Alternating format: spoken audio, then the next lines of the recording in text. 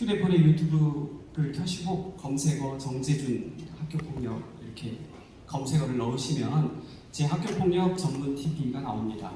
오늘 촬영은 전국으로 나오기 때문에 전국의 많은 학교폭력으로 상처받고 있는 학생들이나 선생님들이나 도움을 받을 수 있을 거라 생각해서 여러분들이 조금이라도 도움을 주었으면 좋겠습니다.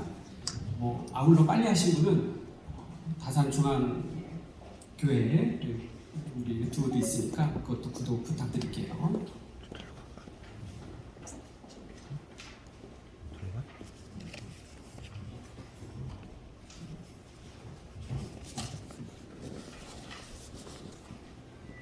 자, 강의하고 있고 그것을 자료를 모은 것을 예방 위주로 해서 교과서로 펴낸 겁니다. 근데 요즘 세대는 책을 읽는 걸 별로 좋아하지 않죠. MZ 세대는 특히 휴대폰에 익숙해져 있단 말이에요. 그래서 이 책은 대부분이 칼라로 돼 있고 파워포인트를 그대로 옮겨놨기 때문에 그림이라고 볼 수도 있지만 그림인데 짧은 글로 해서 쉽게 가독성을 높여 놓은 거거든요. 15세기 세종대왕 때 부모를 죽이는 폐륜의 범죄가 발생했어요. 세종대왕이 너무 분노해서 젊은이들에게 이렇게 폐륜 범죄가 일어나지 않도록 책을 내서 이 범죄를 가르치도록 해라. 그랬더니 백성들은 한자를 모릅니다. 이렇게 신하들이 얘기한 거예요. 그래서 세종대왕은 바로 한글로 쓰고 그림으로 이를 나타내라 해서 설순이라는 신하가 상강행실도를 쓰게 되는데 그 상강행실도가 도가 그림 도자잖아요. 행실을 그림으로도 나타내고 한글로도 기록해서 많이 백성들이 읽게 되었다고 합니다. 베스트셀러가 되었대요. 저도 그런 바람으로 이렇게 책을 냈습니다. 이 무료로 드리고 싶지만 이 책이 무료로 드리면 법에 저촉이 된다고 해서 이렇게 자율가격제로 해놨어요. 그러니까 필요하시면 1,000원은 누구나 낼 수 있잖아요. 항상 왜 가격은 판매자만 정하는가 이런 의구심을 가졌거든요. 여러분 소비자가 결정할 수 있는 거 아니겠어요? 결정해서 하시면 됩니다. 그래서 벌써 제 책이 정약용 도서관 독서 모임의 교재로 채택됐거나 또는 국가교육위원회 전인교육특별위원회에서 이렇게 공식적인 자료로 사용되고 있습니다. 보통 보면 제가 가산동에 지금 학교폭력 예방 연구소를 운영하고 있는데 아마 드라마 더 글로리라든가 이런 것 때문에 유행하니까 만든 거 아닌가 이렇게 질문을 많이 하시는데 저는 1999년 지금으로부터 24년 전에 처음으로 법무부 범죄예방정책부 청소년 범죄 담당 상무관이었어요. 이미 24년 전부터 청소년 범죄, 학교폭력을 연구하고 실무를 담당하고 있었습니다. 이후 국무총리실 한국형사정책연구원에서 청소년범죄연구실 그리고 공직생활을 하면서 동국대 경찰행정학과에서 청소년 사이버범죄 이제 인터넷이 막 퍼지기 시작한 그때 이미 인터넷 범죄가 많이 청소년들 사이에 유행할 것이다 라고 생각을 하고 이거로 석사학위, 법학 석사학위를 받았습니다. 이후 공무원을 그만두고 미국으로 건너와서 UC 버클리 로스쿨에서 석사박사 소년범죄 한일 비교로 학위를 땄어요. 이후 포닥 과정으로 미국 콜럼비아대 로스쿨에서 연구원 과정을 하면서 서울대 로스쿨에 논문을 게재했는데 그게 미국의 학교폭력 예방 정책이에요. 이게 2012년의 일입니다. 지금으로부터 무려 13년 전의 일인데 그때는 그렇게 학교폭력이 막 떠들썩할 정도는 아니었어요. 그러다 요즘 많이 그렇죠. 그러다 보니까 요즘 오마이뉴스도 엊그저께 해프트 뉴스도 그렇고 이 제 논문을 많이 인용해서 회복적 사법이라든가 이런 얘기를 많이 언급하고 있더라고요. 이후 저는 한국에 돌아와서 고려대 법학과 강사를 하면서 일본의 학교폭력 예방 정책에 대해서 부산대 로스쿨에 논문을 게재했고 그리고 고려대에서 강의할 때도 소년 다이버전이다 해서 학교폭력이라든가 청소년 범죄에 관한 논문을 제시합니다. 대부분의 대학들은 교육학과, 사범대 교육학과에서 학교폭력 예방 및 학생의 이해라는 과목을 가지고 있습니다.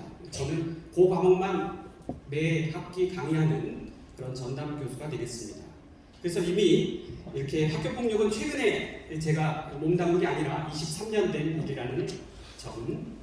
저희 학교폭력연구소는 이렇게 다양한 이렇게 임원진, 정회원, 자문위원, 교육연구팀, 후원회원, 자원봉사단 이렇게 있습니다. 오늘 자원봉사단 빨간 조끼 입으신 분들 뵀죠? 16명이 이제 계신데 이렇게 조직적으로 활동을 하고 있고, 학교폭력연구소에서 이제 상담을 하면 되게 많은 비용을 지불해야 된다 이렇게 생각하시는 분이 있는데 1년에 10,000원이에요. 1년에 10,000원, 365일 언제든지 와서 상담을 받을 수 있습니다. 문턱이 높지 않으니까 언제든 이용하셔도 돼요. 자, 저희 연구소에서 하는 3가지 프로그램이 있는데, 첫 번째는 학교폭력 가해자 피해자 상담입니다. 저는 법학 박사를 가지고 있는데 교육학과에서 이렇게 강의를 하고 있는 점은 학교폭력이 단순한 교육적 문제뿐만 아니라 이렇게 사법 절차도 연관되어 있기 때문에, 심지어 이제 행정 절차도 행정소송이라는 게 있잖아요. 그래서 아무래도 저를 채용하지 않았나라는 생각이 들어요.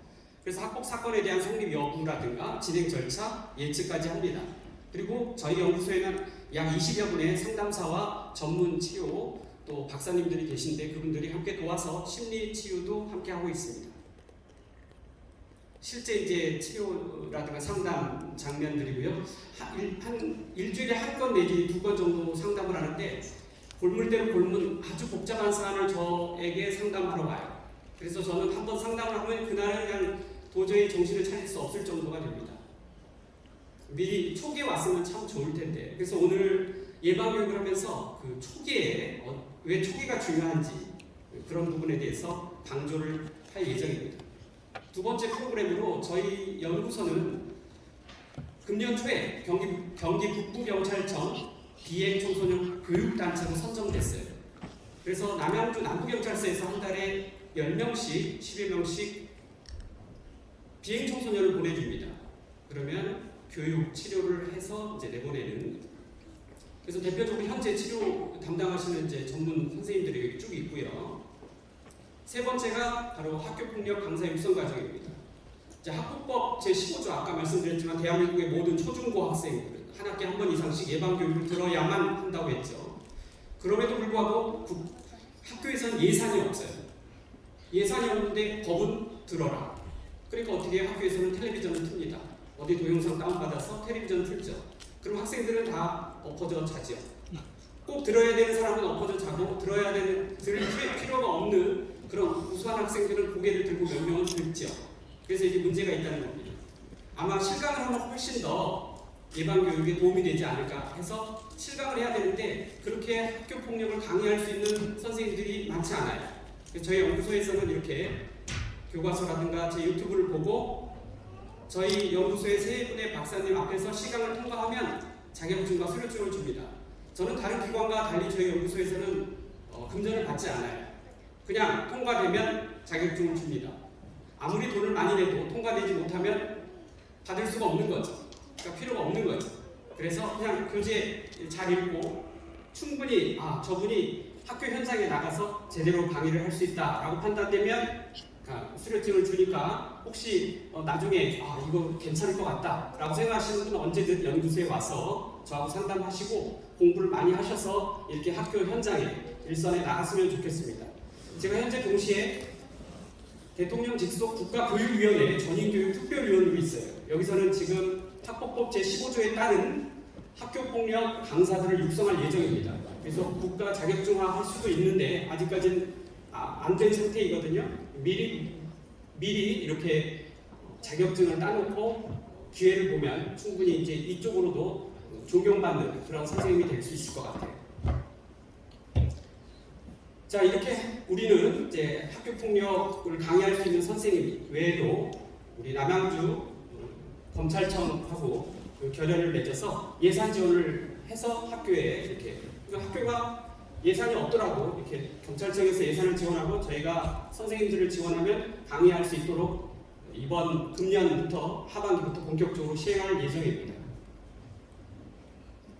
자, 오늘 이 자리를 이렇게 만들어 주신 우리 최식 목사님, 그리고 광릉중학교 이윤호 선생님 아주 많은 도움을 주셨죠. 이외에도 세봉초등학교, 가운중학교, 운양중학교 등 많은 학교에서 이렇게 지원을 했기 때문에 이렇게 제가 이 자리에 설 수 있었던 것 같아요. 진심으로 감사드립니다. 자, 지금부터 이제 학교폭력 예방 특강을 시작하도록 하겠습니다. 저는 한국학교폭력예방연구소장이고요. 제가 뭐 일주일에 한 번 이상씩 상담한다고 했잖아요. 과연 어떤 것들이 상담이 되는지 알려드릴게요. 그리고 가장 중요한 시간이 바로 네 번째 학교폭력 예방 정책이 되겠습니다. 여기에 비중을 두고 설명을 드릴게요. 학교폭력 상식 하기에 앞서서 1995년 6월 6일 서울의 한 고등학교 1학년 김대현 군은 옥상에서 투신합니다. 그런데 자동차 위에 떨어졌어요. 온몸이 피투성이가 됐지만 의식이 있었어요. 죽고 싶은데 죽지 못했던 거지. 그래서 다시 옥상으로 올라갑니다. 그래서 또 떨어져요. 두 번 떨어져서 사망합니다.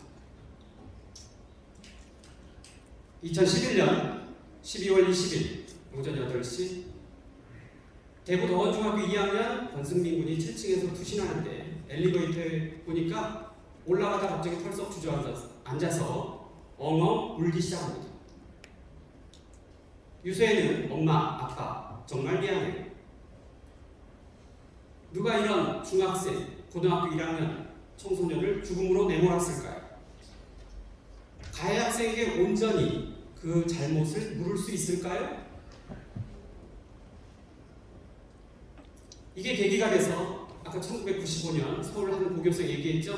김영삼 정부는 처음으로 학폭 종합대책을 발표합니다.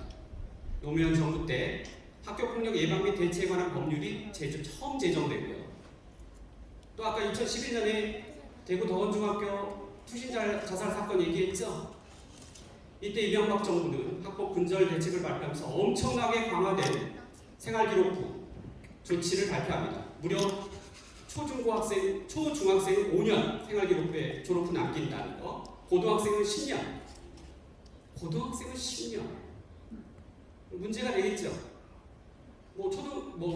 지금 고등학교 1학년 때 학교 폭력을 일으켰다면 10년 동안 전과보다 더 큰 기록이거든요. 사실 소년 사건으로 어떤 처분을 받더라도 자국에 남지 않는데 학폭이라는 행정 처리를 가지고 이렇게 여러 가지 처벌과 같은 위화 효과를 나타내는 건 문제가 있어요. 그래서 국가인권위원회에서는 인권 침해 소지가 있다 해서 문제점을 지적하니까 이게 5년으로 줄어듭니다. 그러다 박근혜 정부 때는 자율 예방 정책으로, 문재인 정부에서는 매우 중요한 2020년 학폭위를 학교에서 교육 지원청으로 바꿉니다. 선생님들이 너무 일이 많다 이거예요. 전문가들도 아닌데 그 조치에 대해서 불만을 가진 가해 피해 학생들이 생겨나고 그러다 보니까 전문적인 교육지원청으로 이전하게 됩니다. 다만 경미한 사건만 학교장이 해결하도록 하죠. 그러다가 윤석열 정부에서는 4월 5일 당정학폭 근절 종합대책으로 졸업 후 최대 4년까지로 다시 엄벌 강화하는 거로 나가는데 왜 4년으로 했을까요? 5년으로 하거나 10년으로 하지. 5년 이상으로 하면 옛날에 어떤 일이 있었어요? 바로 국가인권위원회에서 인권침해 소지가 있다 해서 이게 위법사항이 될 수 있기 때문에 4년까지 늘린 거예요.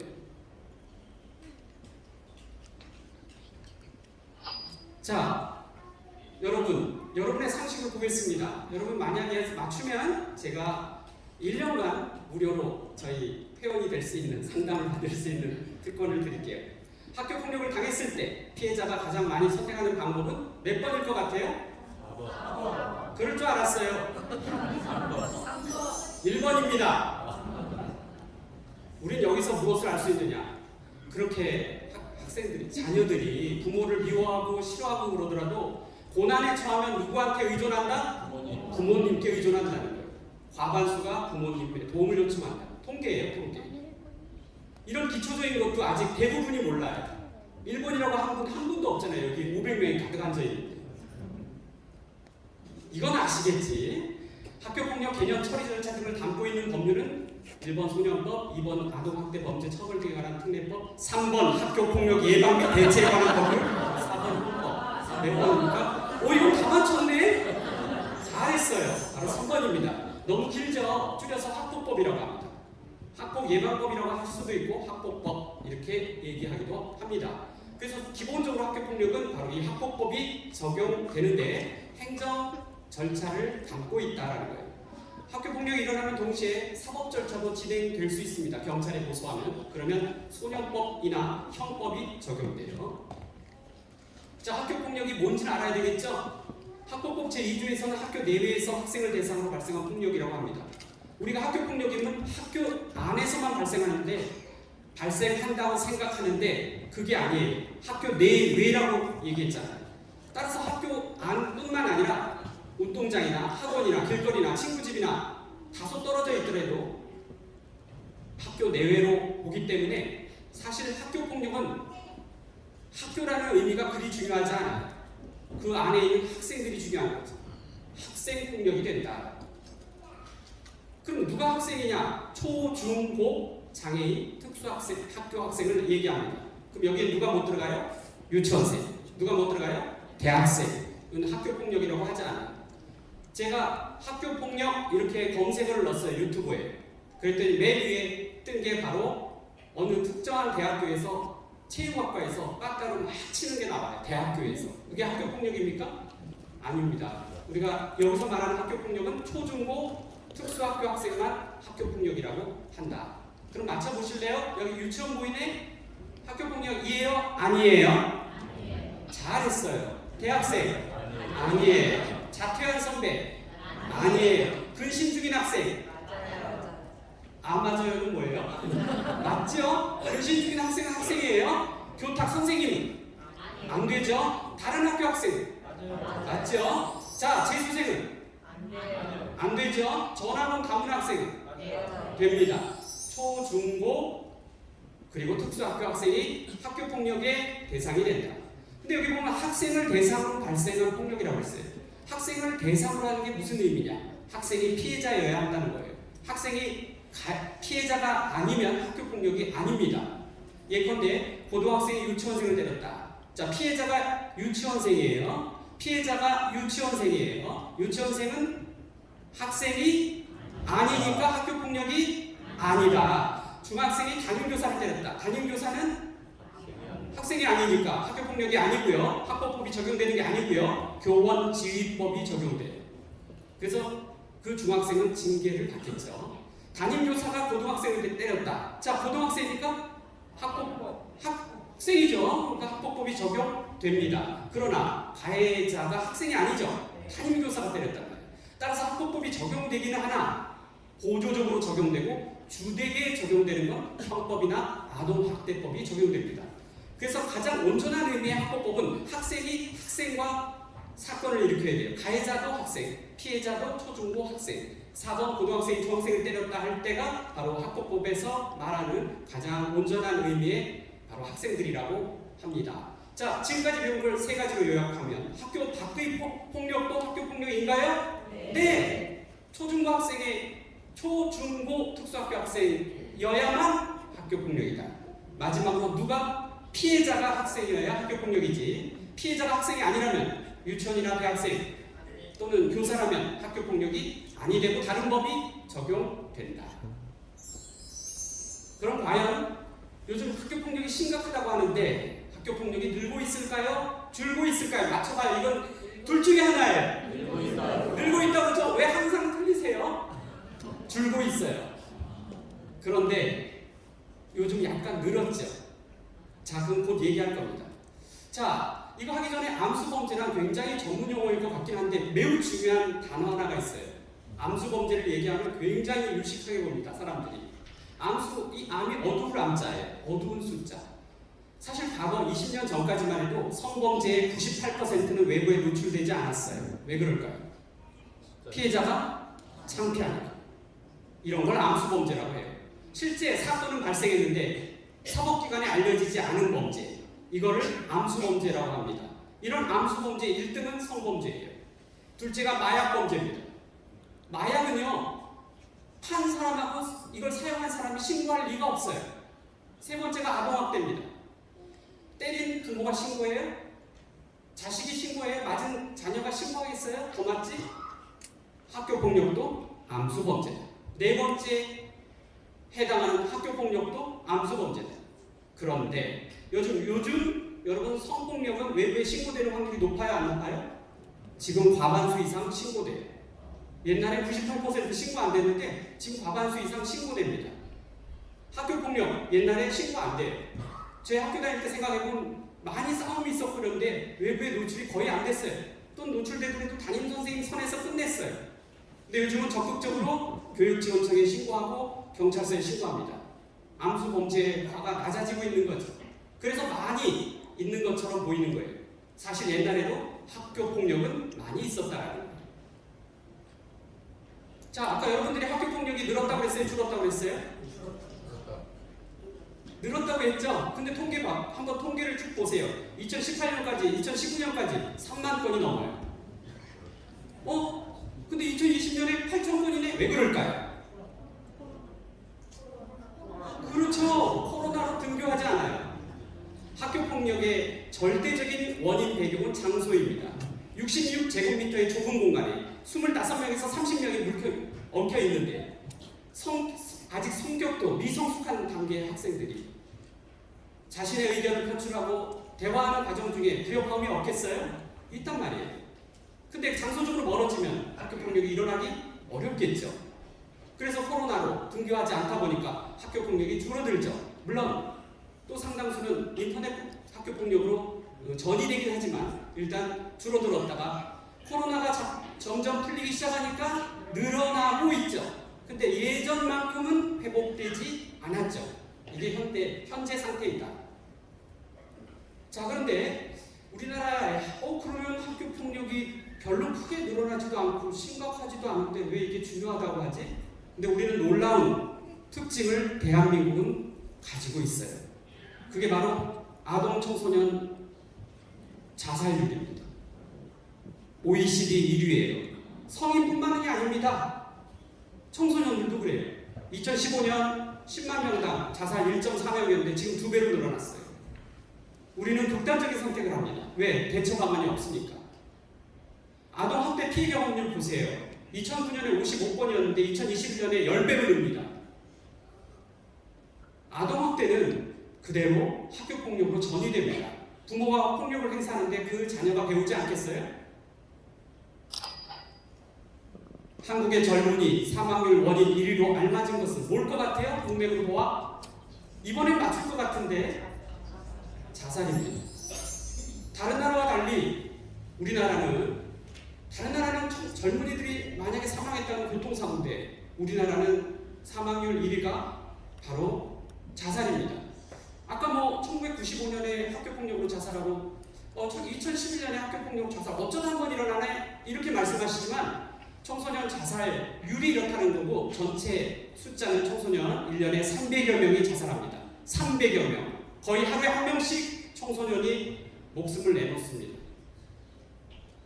저는 4, 5년 전에 한강을 마주보고 있는 동작구 흑석동에서 살았어요. 한강이 쫙 보이는. 이야, 이런 집에서 다 살게 되다니.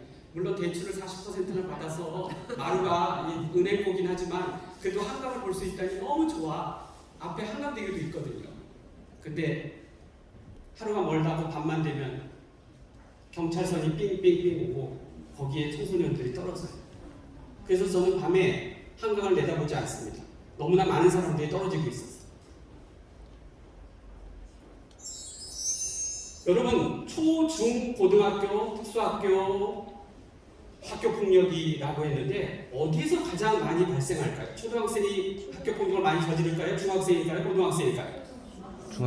중학생이었죠, 저희 때는. 그런데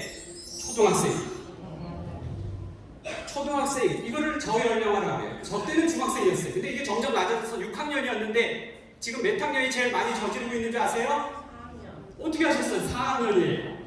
옛날에는 중2 때문에 김정일이 대한민국을 공격하지 못했다.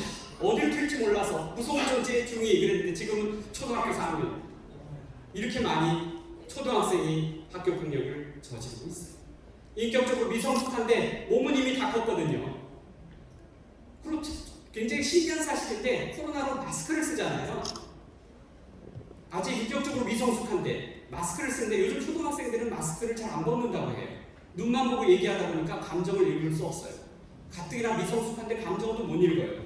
그러니까 잘못된 행동, 잘못된 말이 계속 지속되는 거예요. 학교폭력으로 번지는 거죠. 학교폭력은 가해자와 피해자의 구분이 불분명해요. 되게 피해자가 가해를 유발하는 경우가 많거든요. 작은 도발로 가해자가 더 큰 응징을 하죠. 이러다 학교폭력이 일어납니다.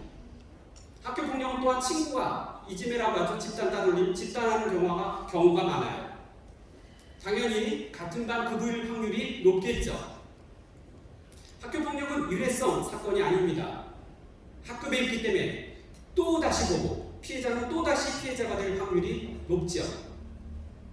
또 매일 보는, 그래서 흔히들 욕설도 섞고 한 대씩 때리기도 하고 장난으로, 그러다 보니까 가해자의 죄의식, 죄책감이 빈약합니다. 그럼 왜 학교폭력이 일어날까요? 맞춰보세요. 6번 학교폭력의 주된 원인은 무엇인가?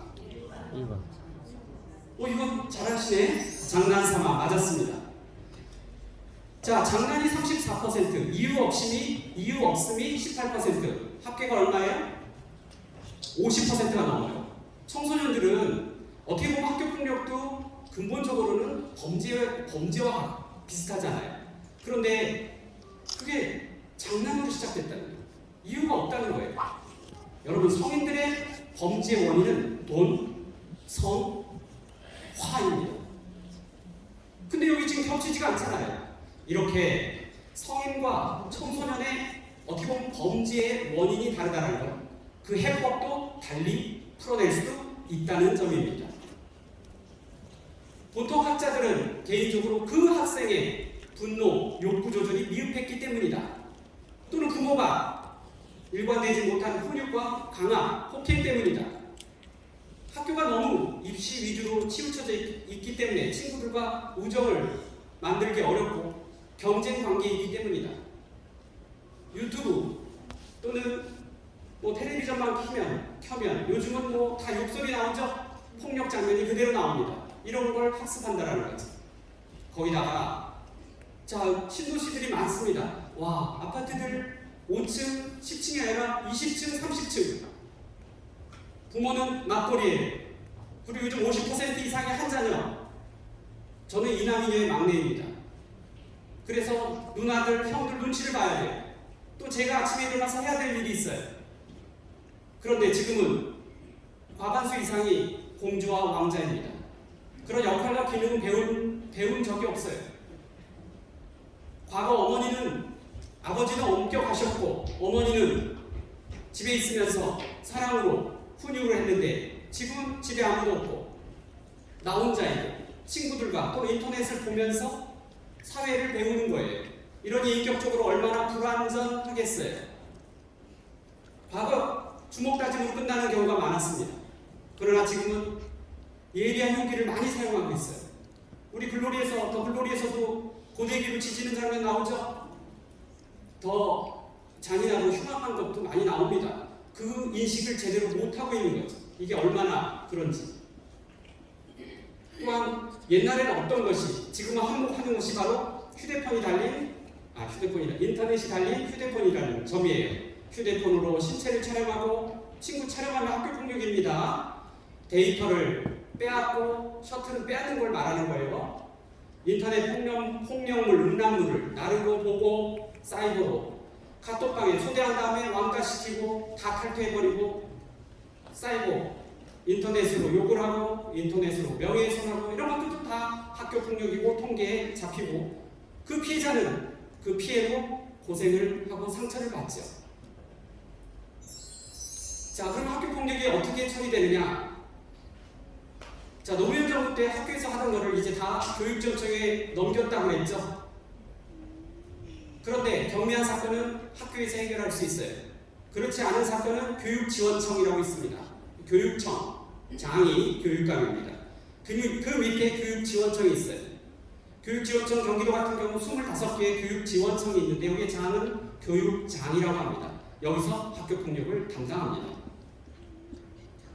학교에서는 자체 해결할 때 전담 기구를 꾸립니다. 교감 선생님이 기구의 의장이 돼서 위클래스라는 전담 상담교사, 또 보건교사, 체인교사, 학부모는 3분의 1 이상을 반드시 구성원으로 넣어야 되죠. 자체 해결하려면 이런 많은 요건이 필요합니다. 굉장히 자체 해결해야 될 요건이 많은데 딱 하나 제대로 바로 피해자가 합의해주면 자체 해결할 가능성이 무지 높아져요. 이런 거 다 1, 2, 3, 4 요건을 만족시킬 수 있거든요. 미연의 피해자가 합의해주면 된다. 그래서 초기에 일을 마무리 지어야 돼요. 자, 그럼 교육지원청에서는 보통 학교폭력 대책 심의위원회, 줄여서 심의가 10에서 50일인데 너무 학폭 사건이 많아요. 원래 법적으로는 한 달 이내에 해결해야 되는데 실제로 한 달 반에서 2달 이상이 걸립니다. 그러니까 이걸 짜게요. 소위원회. 5명에서 7명 소위원회가 학교폭력 사건을 처리합니다. 그래서 1호부터 9호까지 이렇게 처분을 내리죠. 1호가 사과, 서면 반성문 쓰는 거예요. 2호가 보복, 협박금지, 3호가 학교봉사, 4호가 사회봉사, 5호가 특별교육, 6호가 출석정지, 7호가 학급교체, 8호가 전학, 9호가 퇴학처분입니다. 근데 이 조치를 받는 것보다 더 무서운 게 있어요. 무엇일까요? 이 조치보다 더 무서운 것이 있어요. 무엇일까요? 생활기록부에 기록된다는 점입니다. 생활기록부에 기록되면 최대 4년이 가면 대학 진학이 무진장 어려워진다는 점입니다. 또 2호부터 9호까지 처분은 특별교육을 받아야 되고 학생이 특별교육을 받을 때는 그 부모도 반드시 특별교육을 받아서 자녀가 학교폭력으로 문제가 되면 그 부모도 학교폭력에 따른 특별교육을 받아야 됩니다. 안 받으면 과태료 300만 원 이하 물게 돼 있어요. 그러면 심의가 열려서 야, 저 학생, 가해 학생 문제가 있으니까 우리 저거 전학시켜야 돼. 이렇게 합의할까요? 아니면 이걸 점수화할까요? 점수화합니다. 5개의 조건 사항을 판별해요. 이 학교폭력이 얼마나 심각한지 높을수록 4점 주고 학교폭력의 심각성이 낮으면 1점이나 0점 줍니다. 지속적이냐 4점, 학교폭력의 고의성이 높냐 4점, 고의성이 낮으면 0.1점. 가해 학생이 많이 반성하면 반성이 많을수록 0점, 반성 안 하면 4점. 화해를 했냐 중요합니다. 점수화해서 최대 20점. 20점 맞으면 퇴학이 되는 거죠. 전학이나 퇴학입니다. 0.12가 없죠. 그래서 1점에서 20점 점수화합니다. 그럼에도 불구하고 2호 처분인 보복 접촉 금지와 5호 처분인 특별교육은 위원회에서 의결할 수 있습니다. 이렇게 점수화해서 객관화한다. 그래서 저에게 상담 오시는 분들이 이 심의위원회 처분이 잘못됐어요. 이렇게 얘기하시는 분이 되게 많아요. 저는 그걸 별로 동의하지 않아요. 왜? 학교에서 하는 것도 아니고 생판 모르던 외부 사람들이 모여가지고 그걸 객관화 점수화했기 때문에 거의 틀릴 확률이 적어요. 그래서 그런지 이거를 행정소송하면 뒤집어질 확률이 매우 없습니다. 여러분 정순신 사건 알죠? 대법원까지 갔는데 안 뒤집어졌잖아요. 아무리 법률 전문가라고 해도 뒤집어지는 확률이 매우 없어요. 자, 지금 바뀐 점은 6호 출석정지, 7호 학급교체 4년으로 증가했고요. 8호 전학도 졸업 후 4년이다 해서 매우 강화됐는데 당장 바뀌는 것보다는 2025년도에 자율 반영, 2026년도에 6년도에 전체 대학 필수 반영으로 최근에 한 달도 안 됐어요. 강화된 생기부 기록 방안이 발표되었습니다.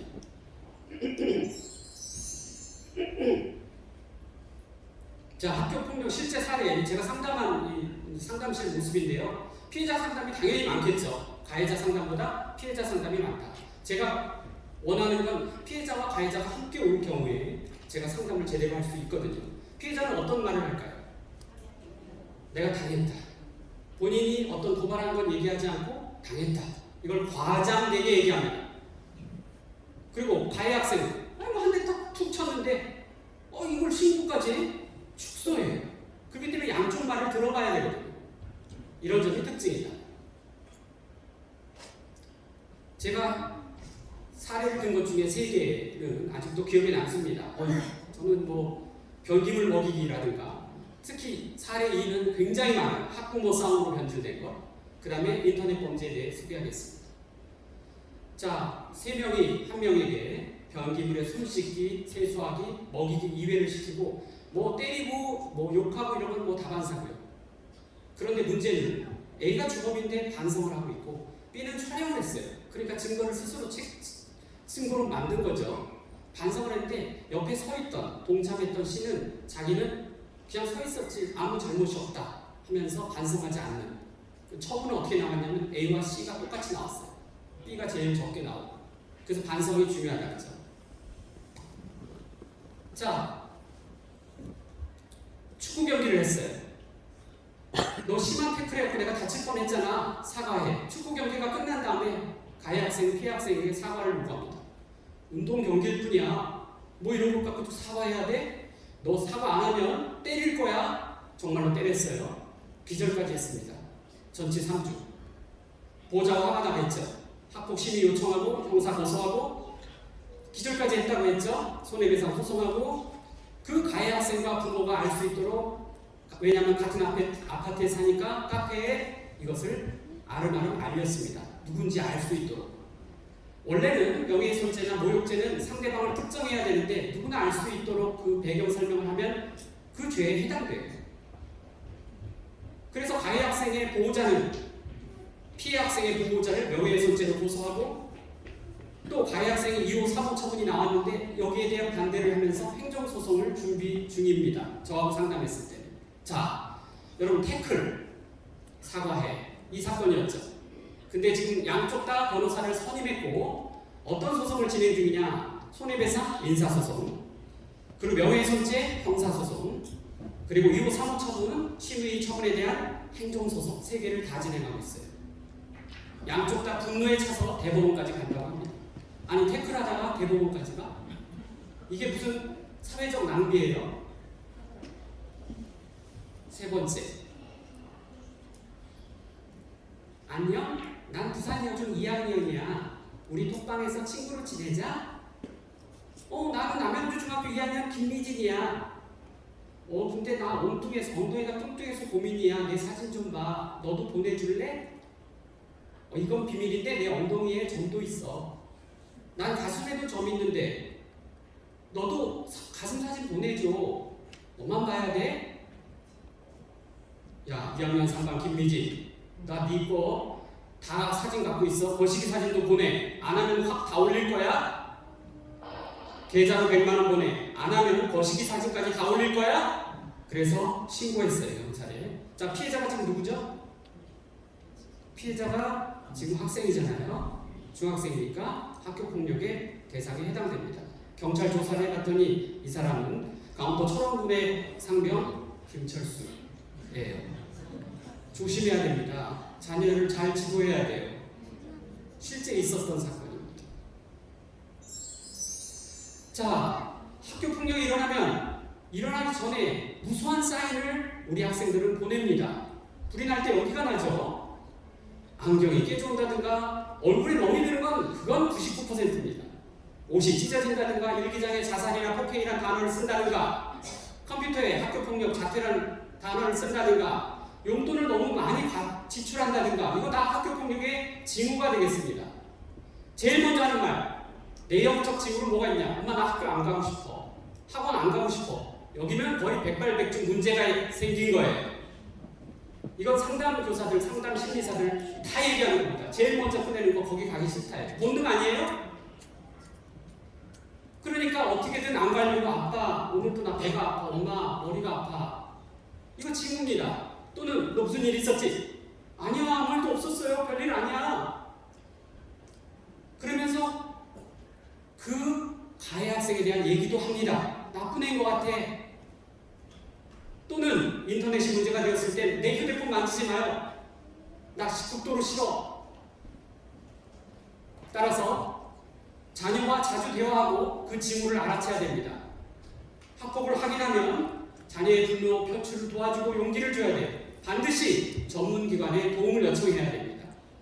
전문기관 117 주위의 상담사 전화로 얼마든지 물어볼 수 있잖아요. 저희도 전화 엄청 많이 옵니다. 전화로 물어봐요. 저하고 상담 안 하셔도 전화로 하면 간략한 거는 대화해 주거든요.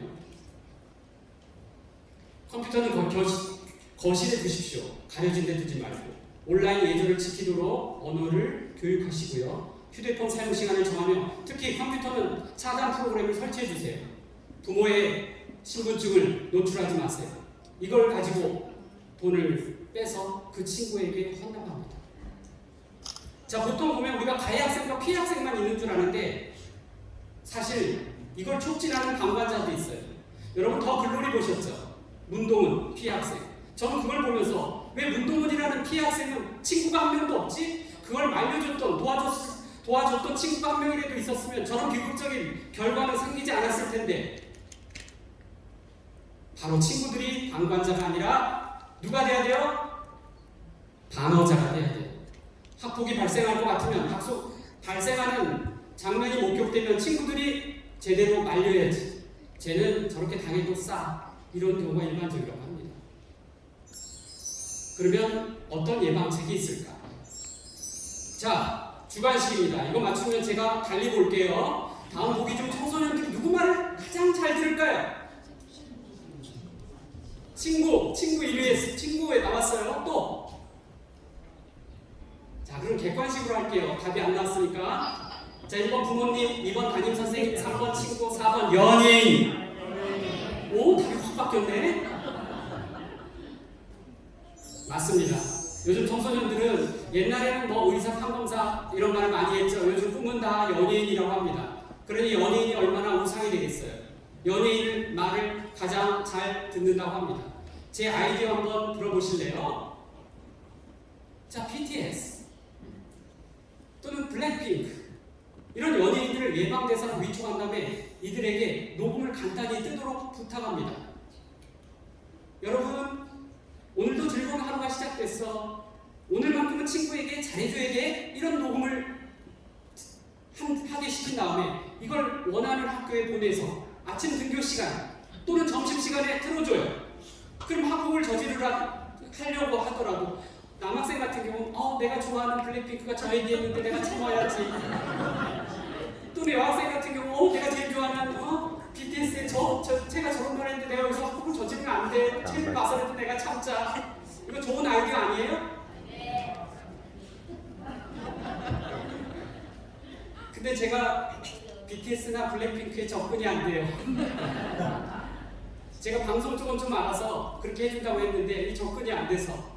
근데 노력 중입니다. 괜찮은 아이디어 아니에요? 네. 교사, 학부모에 대한 학교폭력 예방 교육이 필요합니다. 저는 여러분 이 자리가 마련되기까지 얼마나 어려운 일이 많이 있었는 줄 알아요? 구리 남양주 교육지원청에 이런 학폭 강의가 있다는 걸 알려달라 했더니 교육청 주관이 아니기 때문에 못 알려준다. 거절당했어요. 자원봉사 단체 1365 센터에 도와달라 했더니 교회에서 개최한다고 안 된다. 거절당했어요. 아파트 단지에 게시판에 이거 브로셔 한 장 걸어놓도록 해주세요. 이거 공익적인 겁니다. 11만 원 내세요. 도대체 광고를 할 수가 없어요. 제가 무료로 하잖아요. 제가 1,200 들어가지고 현수막 제작해서 걸었잖아요. 그런데 이것도 이렇게 하려는 어떤 시도도 노력도 제대로 하지 못하는 거예요. 자, 또 제 아이디어 한번 들어보실래요? 학교마다 위클래스라고 있어요. 거기에 전문 상담 교사가 있고요. 여기에 자원봉사단을 발족하는 거예요.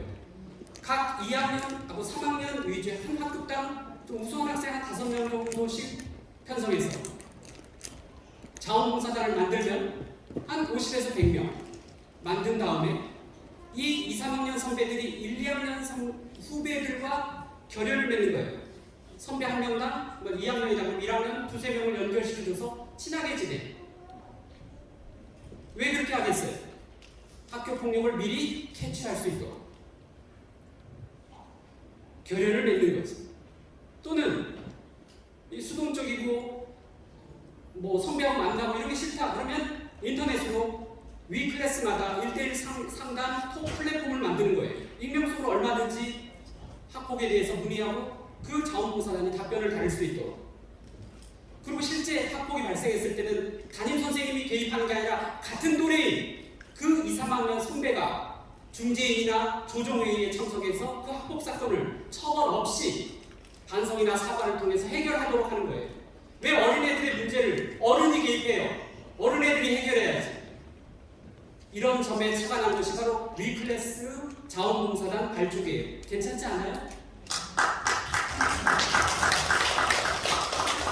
제가 이건 인터넷 뒤져도 없어요. 제가 만들어낸. 아까도 말씀드렸지만 학폭법에 따른 학폭 예방 강사를 전국적으로 육성해서 실감을 듣도록 해야 됩니다. 이렇게 한번 하는 것이 얼마나 학폭 예방에 도움이 되는데요. 그리고 지금 학교 폭력 예방 강의는 매학기 1회라고 되어 있는데 매달 1회. 그리고 1시간 이상으로 바꾸고 교과 시간 외에 정식으로 시간을 배정해야지 교과 시간에 없어요. 짬을 내서 해야 되는데 했는지 안 했는지 알 수가 없는 거지. 그리고 각종 학교폭력 강연회를 육성해서 비폭력 학교문화 확산을 알려줘야 합니다. 특히 올바른 교우관계가 무엇인지 수업 시간에 배워요. 제가 사범대에 요즘 한창 그 대학생 이제 사범대 대학생들이 교사 예비교사로 나가는 걸 뭐라 그러죠? 교생 실습 나가면서 저한테 사인을 받아요. 왜냐하면 결석을 해야 되니까. 근데 저번에는 윤리교육학과 학생이 이제 교생 실습 나간다고 해서 가서 플라토닉이 뭐니 그런 공자니 이런 얘기 하지 말고 가서 예절 교육이나 좀 제대로 시켜라. 그랬더니 저를 쳐다보면서 그거 교육시키다간 엄청 혼나요. 시험에도 나오지 않는 걸. 윤리교과서에서 나오는, 시험에 나오는 그런 것만 가르쳐야 된다는 거예요. 학교폭력 예방 강의가 정식 시간에 편성되지 않았는데 누가 귀담아 듣냔 말이에요. 환경 재설계를 통한 학교폭력 예방, 학교 곳곳에 사각지대, CCTV를 설치하고 옥상이나 외진 곳에 접근 금지, 폭력 멈춤, 욕설 멈춤 등의 편말을 설치해야 합니다. 또 학교 내외 벽면에 희망의 그림을 넣어서 따뜻한 분위기를 조성하는 것도 필요합니다. 최신 기술을 이용한 학교폭력 예방 대책인데요. 여러분 거기 사진 하나 보이죠? 이게 현재 다양한 제품들이 나와있는데 이게 터치솔이라는 거예요. 요거를 휴대폰 뒷면에 딱 부착할 수 있습니다. 겉으로 보기엔 그냥 손잡이에요. 그러나 학교폭력이 발생했을 때 저 가운데 있는 버튼을 3초 이상 꾹 누르고 있으면 5명에게 부모하고 친구들에게 동시에 문자로 갑니다. 위급 상황이. 그리고 117에도 신고가 바로 돼요. 괜찮지 않아요? 그러면 학교폭력이 일어나는 그 현장에서 즉시 경찰에 연락이 되고 부모에게 연락이 되기 때문에 중단하는 효과가 있어요. 근데 저게 가격이 비싸요. 어린애 입장에서는, 학생들 입장에서는 43,820원이 꽤 부담일 수 있습니다. 모든 학생들에게 이걸 다 준다? 힘든 문제죠. 그리고 이게 모든 학생들에게 지급됐다고 치면 아무래도 가시효과 때문에 학폭이 줄어들지 않을까요? 그래서 저는 이거 사드리려고 저금통에 돈을 모으고 있어요. 언젠가는 이거 좀 낮아진다면 국가에서 정책적으로 또는 많은 독지가들이 협조를 한다면 작은 지역만이라도 이렇게 터치소리를 통해서 기술적으로 학폭을 중단시킬 수 있지 않을까라는 생각이 듭니다. 자, 이것도 굉장한 아이디어인데요. 저는 국어 시간에 고등학교 때 그 황순원의 소나기가 아직도 기억나요. 거기에 그 소녀가 죽으면서 내 옷을 무덤에 같이 묻어달라 이러면서 죽었는데 그때 그 소녀, 그 여자가 여간 잔망스럽지 않아. 그 대사가 아직도 기억나거든요. 우리 청소년들에게는 그 시절의 어떤 순수하거나 어떤 굉장히 스토리가 있는 거에 대해서 오랜 기억을 가지고 있습니다. 그러면 국어 시간에 소설집을 하나 넣을 때 학교 폭력 피해자를 어떤 방관하는 주인공이라든가 이런 걸 넣는다면 굉장히 자각이 될 거 아니겠어요? 아니 영어에도 독해 지문에 학교 폭력 왜 못 넣어요? 윤리 시간에 왜 학교 폭력에 관한 윤리에 안 넣어요? 플라톤 백날 배워봤자 뭐예요? 자, 진정하고. 이거 아이디어 좋지 않아요? 이것도 제가 생각해낸 거예요.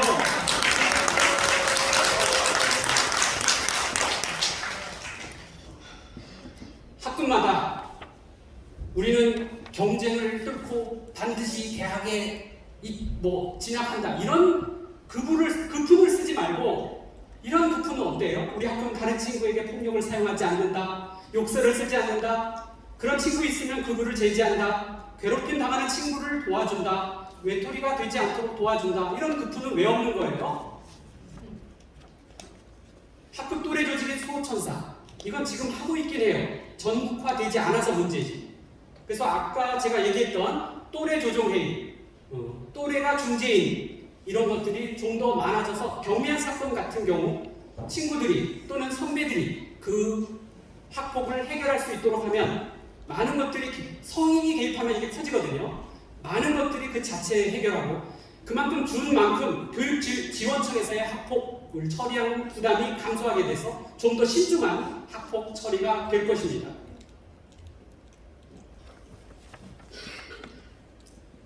지금까지 중요한 줄 알았는데 더 중요한 게 있네? 네, 그렇습니다. 학교폭력 예방은 어른 마음에 달려있다. 여러분, 학교폭력은 왜 일어난다고 생각하세요? 가장 중요한 건 어른 중에 누구일 것 같아요? 부모님입니다. 부모님이에요. 부모님이 폭력을 행사하고 욕설을 내뱉고 그러면 그 자녀도 그것을 그대로 학습합니다. 부모의 일관되지 않은 훈육, 특히 부모가 지위가 높을수록 일관되지 않은 모습을 보일수록 그 자녀는 교만해지죠. 안하부인해집니다. 그래서 어른의 마음에 달려있다는 거예요. 자, 통계를 한번 보세요. 초중고 학생 92%가 매일 한 번 이상 욕설을 내뱉습니다. 초중고 학생 22%가 매일 10번 이상 욕설을 내뱉어요. 이런 욕설을 내뱉다가 어느 순간에 감정이 실리면 그게 학폭으로 나타나는 거예요.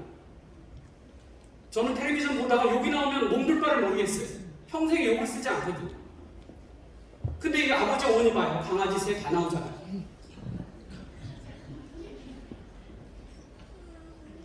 왜 그러느냐? 여러분, 학교폭력의 피해 유형을 보면 언어폭력이 41.8%, 사이버폭력은 결국 사이버, 문자죠? 9.6%. 이거 두 개 언어예요. 문자, 언어. 합쳐서 50%예요. 언어만 잘 써도 학교폭력의 반을 줄일 수 있어요. 근데 그 언어가 부모로부터 온다는 거예요. 다시 돌아가서 처음으로 돌아가 봅시다. 우리는 가난한지, 능력 없는지, 결손가정 그런 데서 학폭 피해자가 나오겠지. 천만에. 김대환 군은 늘상 반장이었고요. 피해자는 그 아버지는 삼성에 근무하는 엘리트였어요. 여러분이 학폭이 자기하고 관련 없는 것 같죠? 여러분 주위에 나타나고 언젠가 자기가 또는 자기의 자녀가, 손자가 그 피해 대상이 될 수 있다는 점. 아까 덕원 중학교 다니는 대구 이 학생의 부모는 모두 교사였어요. 세상에 교사였는데 그 자녀가 학폭으로 피해를 오래 입다가 자살까지 하는 걸 모르고 있었단 말이에요. 유서 말미 뭐라고 했는 줄 알아요? 부모님 미안합니다. 걔네들이 한마디만 사과했으면 좋겠어요. 아이들의 희망은 되게 단순합니다. 여러분에게 멋진 과일을 두 개 보여드립니다. 사과와 감사. 사과, 감사. 이게 뭘까? 사과.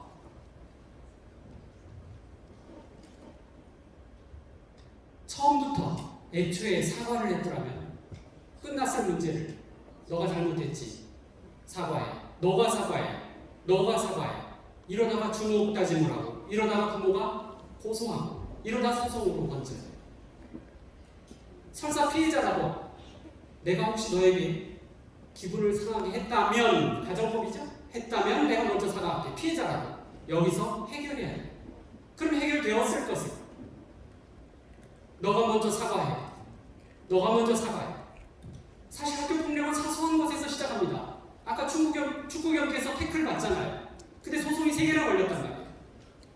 그래서 이렇게 자녀가 이런 문제에 부딪히면 자녀 말을 다 듣지 마세요. 왜? 자녀는 자기가 당한 얘기만 하고 자기가 가해한 사실을 얘기하지 않거든요.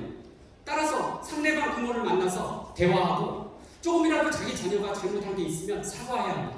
그러면 아주 쉽게 해결되고 더 친한 친구가 될 수 있어요. 그건 부모의 몫입니다. 그런데 상담을 해보면 의외로 적반하장이 많아요. 가해자가 피해자를 보고 너가 잘못했다. 네가 학교를 떠나라.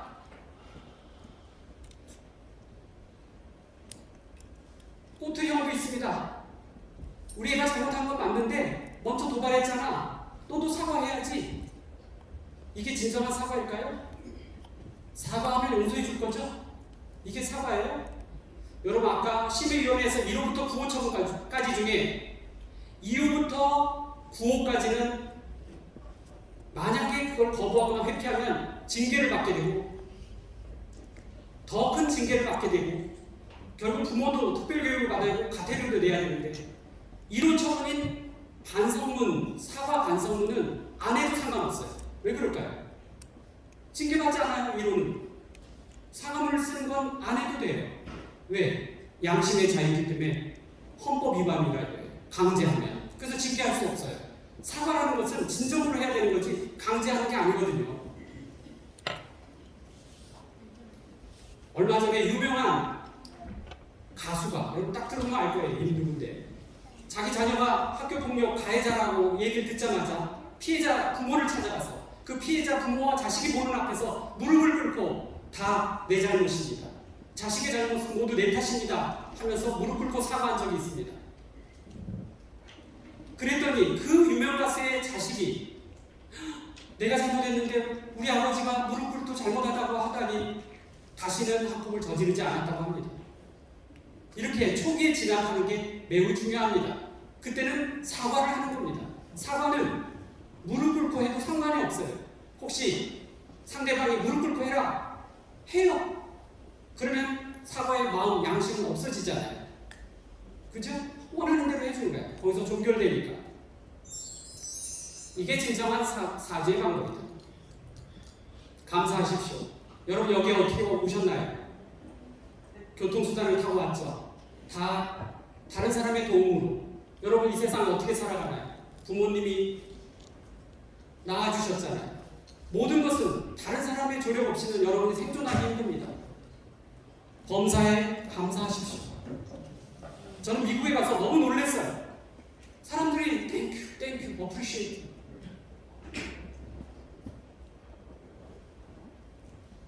우리나라 사람 감사하는 거 들어보셨어요?